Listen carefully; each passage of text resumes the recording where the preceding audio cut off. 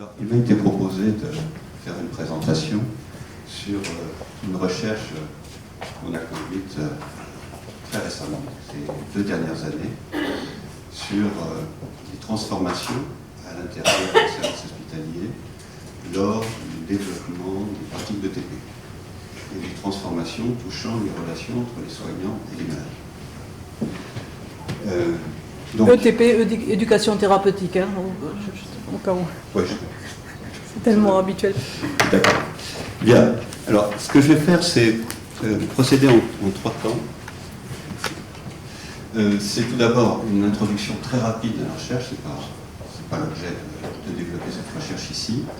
Je prendrai un deuxième temps, un peu plus de temps, pour avoir une approche sociologique sur une notion qui nous est apparue comme vraiment le cœur des problématiques, c'est celle de la confiance. Et c'est une notion qui mérite d'être creusée parce que ça peut éclairer certaines facettes, notamment des débats qui ont lieu sur contribuer. Et puis ensuite, je reprendrai certains résultats de la recherche qui ont fait à cette notion de confiance. Voilà. Alors, tout d'abord, la recherche, c'est une recherche-action collaborative. C'est-à-dire que nous avons travaillé avec 7 services hospitaliers, on a intervenu dans 6 services. Et l'idée, c'est de ne pas considérer les services comme des objets qu'on observe de l'extérieur, mais au contraire, de produire avec eux à la fois des connaissances et aussi avancer dans les questions qui se posent. En l'occurrence ici, le développement de l'ETP et de leur pratique d'ETP à l'intérieur du service. Donc une double finalité dans ces recherches-actions collaboratives, produire des connaissances scientifiques et d'autre part, avancer par rapport aux questions concrètes. Méthodologie qui a été faite sur la durée, c'est-à-dire qu'on a travaillé dans chacun de ces services pendant 2 ans avec des réunions de préparation avec un comité de pilotage interne pour chaque service, avec des moments d'observation, des recueils d'informations auprès des différentes catégories de personnel, également auprès des malades, ainsi que dans quelques cas auprès de familles de malades. 2 temps de recueil d'informations espacés dans le temps. Et entre ces 2 temps, un retour des premiers résultats de recherche, une réflexion dans le cadre de focus group avec les équipes sur ce qu'ils en comprennent, ce qu'ils en font, comment ils interprètent les choses et la façon dont ils comptent intégrer ça dans leur réflexion vis-à-vis de la conduite du service. Donc, on a terminé cette recherche. Peut-être un mot aussi, c'est une équipe de recherche qu'on a voulu d'emblée interdisciplinaire. C'est-à-dire, vous avez des gens qui sont issus des milieux de soins, philosophes notamment, vous avez des gens de sciences de l'éducation, un psychosociologue, sociologue, et nous avons progressivement intégré dans l'équipe un spécialiste de sciences humaines et sociales qui, lui, était malade chronique. Et maladie grave, période de rémission avec beaucoup d'incertitudes. Ça s'est fait très progressivement. On était très hésitant par rapport aux questions éthiques. On a avancé vraiment dans une relation avec lui tout à fait intéressante. Maintenant, il n'attend qu'une chose, c'est qu'on recommence des recherches ensemble. Donc, je crois que ça s'est plutôt bien passé.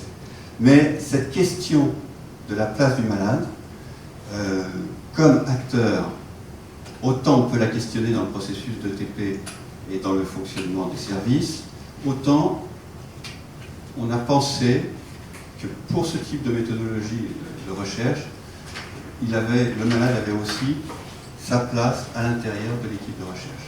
Ça permet de voir les choses autrement. Voilà. Très rapidement, je vous laisse regarder les types de services dont il est question. 4 en région parisienne. On a travaillé avec 3 particulièrement, et puis 3 dans l'hôpital de Besançon. Voilà. Alors, l'idée maintenant, c'est de se dire, plutôt que de donner des résultats, c'est aller chercher un peu les bases de la réflexion. Qu'est-ce qu'on entend par confiance? Alors, déjà, pourquoi parler de confiance? Dans une recherche, ce qui est intéressant, c'est pas ce qu'on va chercher, c'est pas ce qu'on s'attend à trouver, c'est ce qui va nous surprendre. Et nous, il y a deux choses qui nous ont surprises. La première, on s'attendait à ce que le rapport au risque et la question des risques allait être centrale dans les relations entre les soignants. Il n'en a rien été.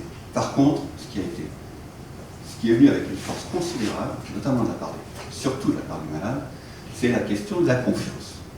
Donc, on est allé explorer ça. Alors, je pense que la notion de confiance, on peut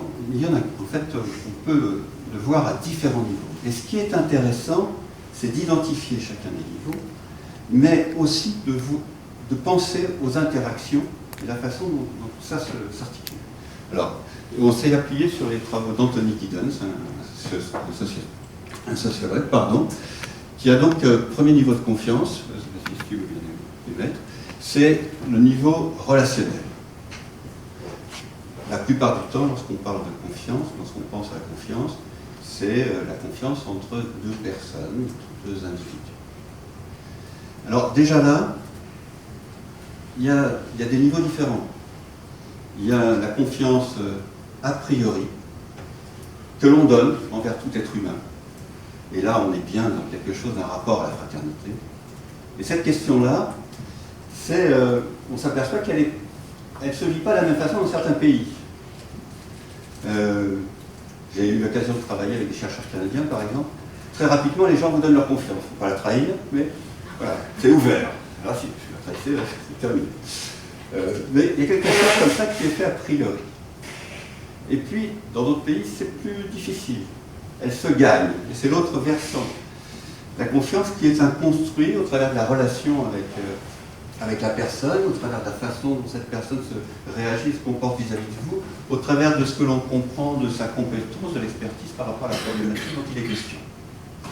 Donc ça, c'est le niveau relationnel. Il y a un second niveau, c'est le niveau organisationnel. En milieu médical, c'est le patient, le malade, qui est dans le service, qui voit le service fonctionner, qui voit l'équipe fonctionner. L'harmonie, les tensions, tout ça, ça produit des effets. C'est aussi l'image du service, l'image de la réputation, ou le fait d'avoir eu des connaissances qui eux-mêmes sont allés dans ces services, etc. Donc il y a une confiance qui se situe au niveau organisationnel. Ça peut être plus large aussi au niveau de la santé. Il y a une très bonne réputation en France du système de santé. Bon. Il y a un troisième niveau, c'est le niveau systémique. Et c'est sur ce niveau-là, qui a été développé par Anthony Giddens, et que je voudrais développer. Alors je vais laisser un petit peu de côté, mais c'est, disons pour l'instant, mais je vais revenir très vite, c'est une confiance qui est liée, une confiance un peu obligée, qui est liée au mode de fonctionnement de nos sociétés actuelles. Voilà. Et puis il y a un quatrième niveau que je rajouterai volontiers, mais c'est celui des valeurs. Pourquoi? Parce que les valeurs qui nous conduisent sont en rapport avec les finalités, et si l'on s'entend au travers des finalités qui nous sont communes, à ce moment-là, le chemin que l'on prend pour y parvenir importe moins. Donc, ce quatrième niveau est le niveau des valeurs, et je pense qu'il est très agissant. C'est pour ça qu'aussi on est en plein cœur du problème. Je reviens maintenant au niveau systémique. On est dans ce que Giddens appelle des sociétés hypermodernes, c'est-à-dire la logique très développée du fonctionnement des sociétés actuelles. Elle se caractérise par quoi? Elle se caractérise par des systèmes que Giddens qualifie des systèmes experts.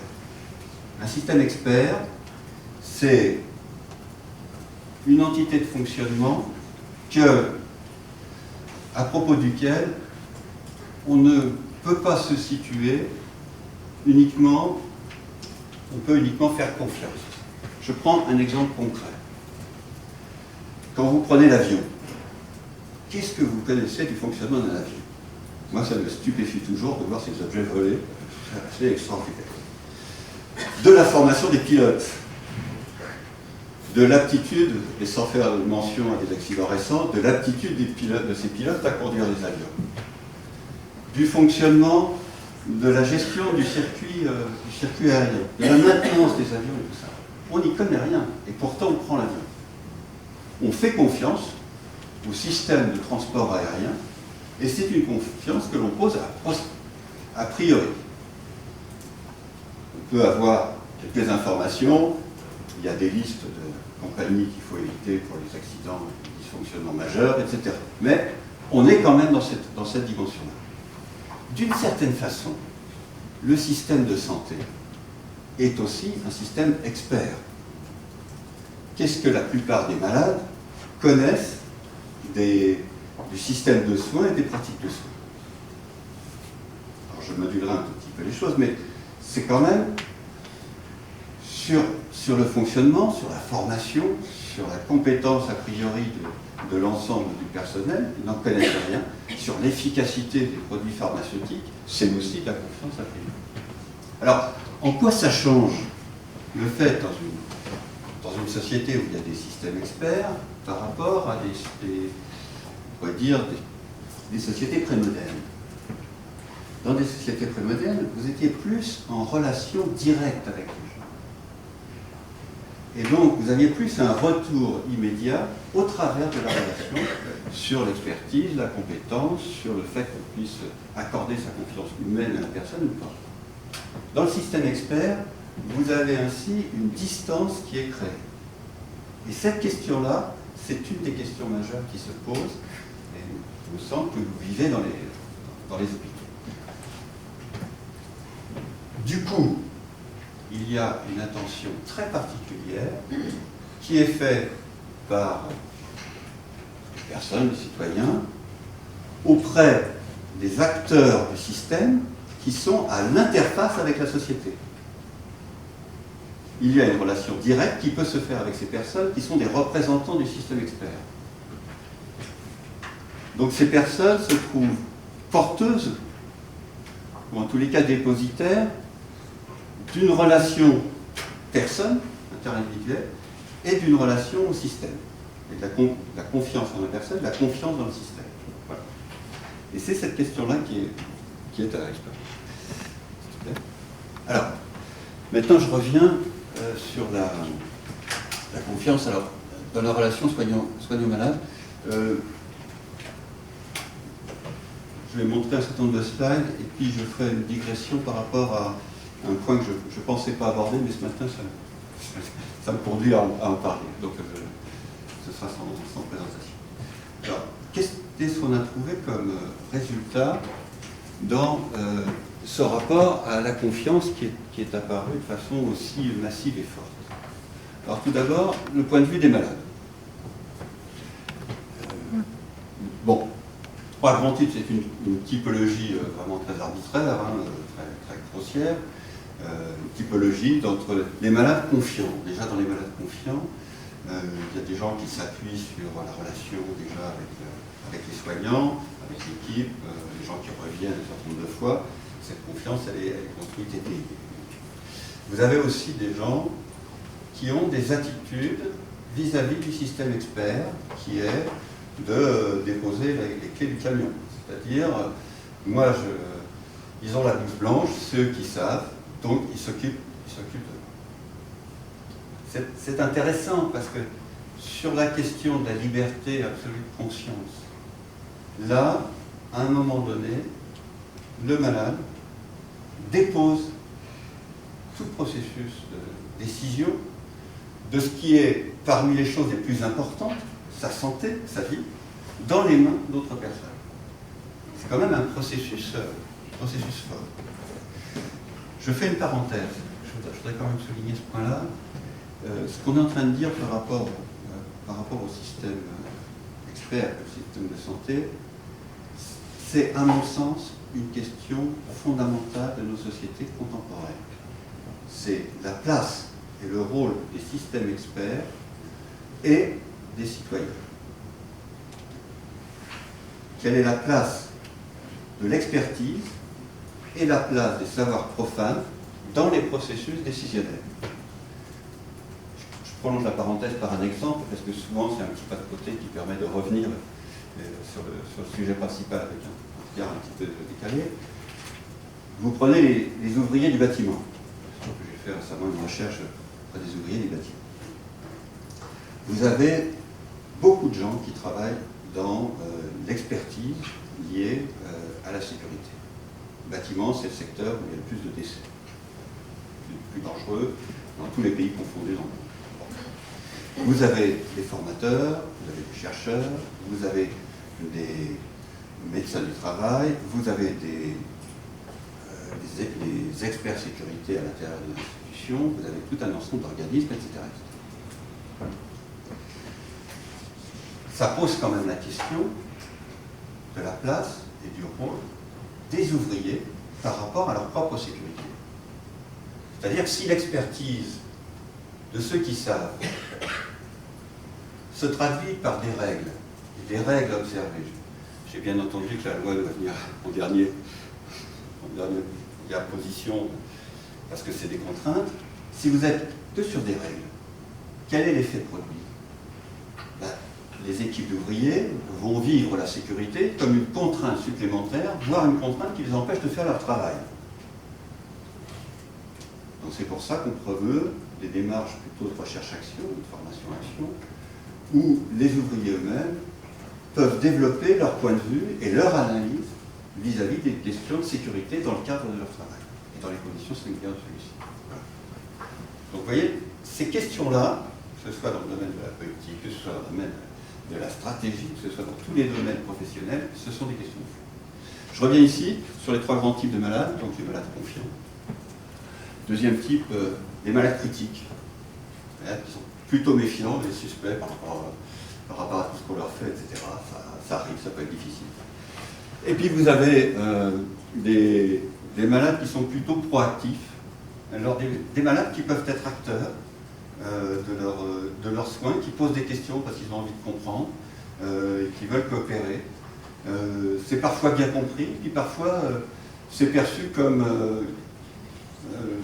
côté soignant, côté médecin, ça peut être perçu comme des choses d'agression. Sinon, il m'est arrivé d'avoir une intervention chirurgicale après la recherche, alors c'était bien, ça m'a permis de pouvoir mettre en œuvre concrètement. Je me suis aperçu de cet aspect-là, de parfois on peut ne pas être compris lorsqu'on veut être dans une collaboration à propos de ses propres soins. Et le ressenti, c'est que ça devient insupportable pour le malade. Donc ces 3 catégories de grands types de malades. Alors, quelles sont les bases de la confiance de la part du malade, puisqu'il apporte beaucoup, surtout envers le médecin, puisque le médecin apparaît comme le référent par rapport à la maladie, c'est beaucoup exprimé aussi par rapport aux infirmiers, etc. Mais parfois c'est un infirmier qui est pris comme une infirmière qui est pris comme référent, mais c'est souvent le médecin et le médecin. 2 choses sont apparues de façon très forte. C'est la relation qui est établie avec le médecin et la compétence identifiée ou supposée du médecin. Alors la compétence reconnue, qui peut être directe, mais on voit même le fait que lorsqu'un médecin de confiance vous recommande un autre médecin, il y a une transitivité de cette confiance qui se reporte sur le nouveau médecin. Intéressant. On pourrait penser que la compétence et la compétence reconnue est ce qui est le plus fort et c'est ce qui va prévoir sur les actes rationnels des gens. Et on s'aperçoit que la relation est au moins, la qualité de la relation est au moins aussi forte. Alors, si vous mettez ça en lien avec la position du sujet malade face au système expert de santé, cela permet de comprendre un peu autrement ce qui se joue au travers de cette relation. On va continuer. Maintenant, le point de vue des médecins. Ça, c'est la deuxième surprise majeure de cette recherche qui nous a posé question, et quand ça vous arrive, vous ne comprenez pas si. on a l'habitude de penser la confiance de façon symétrique.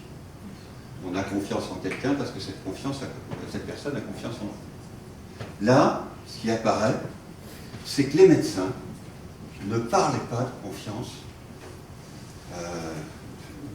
envers les malades. Alors que les malades parlent presque systématiquement de la confiance envers les médecins. Mais alors, pourquoi? Les médecins, par contre, recherchent la confiance des malades. Mais ce qu'eux ont confiance, c'est une question qui ne se posait pas. Donc pour nous, c'était un objet en or à travailler, mais pas simple. Et on a fini par analyser ça et comprendre au travers de cette recherche, et je pense que c'est là au cœur de ce que peut apporter ce type de travaux, on a compris une chose. Lorsque la confiance est nécessaire, lorsqu'il y a une incertitude. S'il n'y a pas d'incertitude, elle ne sert à rien. Tout est maîtrisé. Donc, dans la confiance, de façon consubstantielle, il y a de l'incertitude, et la confiance joue un rôle par rapport à la gestion de cette incertitude. Dans le service hospitalier, la prise en charge des malades, dans la prise en charge des malades, on limite autant que faire se peut la certitude, ce qui se comprend bien. Donc cette question-là du rapport à l'incertitude lors du traitement, elle est traitée autrement par l'équipe médicale, le service, et non pas au travers de cette relation-là, au travers de cette question sur la confiance. Si maintenant, on prend en compte que, selon certaines études, environ en France, la moitié des personnes ne suivent pas le traitement, le coût est d'1 million de jours d'hospitalisation, et le coût humain est évalué entre 6 000 à 8 000 morts par an. Le coût financier, comme le mentionnait dans la situation actuelle de la sécurité sociale, est estimé à 2 milliards d'euros. Donc, la conduite hors système hospitalier est une composante tout à fait importante. Alors, qu'est-ce qu'on en fait? Est-ce qu'on dit, ces conduites-là, elles sont de la responsabilité du malade, qui est une première hypothèse. Ou alors, on se dit que le traitement du malade fait partie d'un ensemble, et cette question-là, de ces conduites qui peuvent être supposées irrationnelles, font partie de la problématique. Est-ce que c'est ça? Voilà. Alors tu peux mettre les trois parce que... Comme ça? Ouais. Alors, ça fait partie de la problématique. Ça veut dire que ça change des choses dans le système de soins. Ça change aussi le fait que, à ce moment-là, si on intègre les risques pour le malade en dehors du service hospitalier, ça veut dire que ça réintroduit la question de la confiance, puisque ça réintroduit fortement le rapport à l'incertitude sur la conduite des malades. Qu'est-ce qu'on fait de cette incertitude? Elle va être à gérer avec les acteurs externes, les familles, médecins traitants, soignants, etc. Il y a donc un accompagnement, le malade lui-même. Il y a un accompagnement qui va se faire, ce qui est suivi, etc., dans les articulations entre le rôle du service hospitalier et les rôles des personnes. Mais ce que je veux dire au travers de ça, c'est que, en fait, en réintroduisant et en mettant en relief cette question de la construction du rapport de confiance, de cette nécessité qui touche un niveau profond, au niveau de fraternité, de lien social entre le médical, le soignant et les personnes malades, ça positionne les choses de façon très très forte autour de ces valeurs. Voilà. On peut faire confiance à un acte raisonné de prise de risque. Oui. Est-ce que c'est un acte raisonné, faire confiance, est-ce que c'est un acte raisonné de prise de risque? On peut se dire, oui, il y a cette incertitude, mais en même temps, il y a les situations d'échec. qui existe aussi. Pareil. Bon, tu peux placer les trois, je l'ai dit sous une autre forme, l'importance du collectif, l'importance du collectif. Il faut oser, voilà. Donc là, c'est le fait que le risque est envisagé de façon holiste dans la vie du patient, qui est différent de celui du périmètre de l'intra-service, évidemment. Autre point, s'il te plaît. C'est une citation de professeur Guy Palmade. C'est la véritable rationalité, c'est celle qui intègre les conduites qui sont dites irrationnelles. Peut-être en conclusion, qui étaient aussi des conclusions de la recherche, on peut les mettre, voilà. C'est ce qu'on a pu voir, hein, et dans les pratiques des services hospitaliers, c'est une vision d'accompagnement des malades qui est ouverte sur l'environnement, ce qui est d'autant plus fort que maintenant, on est dans des sociétés de flux, on est aussi dans des sociétés de transmission d'informations, de circulation d'informations sur les services pour l'extérieur, sur la maladie, sur tout un ensemble de choses qui sont interprétées de façon adaptée ou qui sont interprétées de façon erronée, où les informations peuvent être justes ou peuvent être fausses, mais en tous les cas, il y a beaucoup de circulation d'informations et la façon de penser de façon fermée une entité, quelle qu'elle soit, n'est plus possible. Si je vous parle de l'enseignement supérieur, je connais bien par ailleurs, on ne peut absolument plus maintenant enseigner comme on enseignait il y a 20 ans. Ça n'a plus rien à voir. C'est cette problématique du rapport entre l'ouverture des entités, qu'elles soient éducatives, de formation, même de production, à l'environnement, est une problématique qui devient complètement essentielle. Voilà. Se situe donc au cœur, les services hospitaliers restent au cœur des systèmes de soins, ce sont vraiment les référents, mais en interaction avec les acteurs externes. Et puis l'estimation des risques, évidemment, mais les relations de confiance et de coopération avec l'environnement et les malades au cœur des systèmes de soins. Voilà, c'est ce que je voulais ramener de ce morceau de recherche.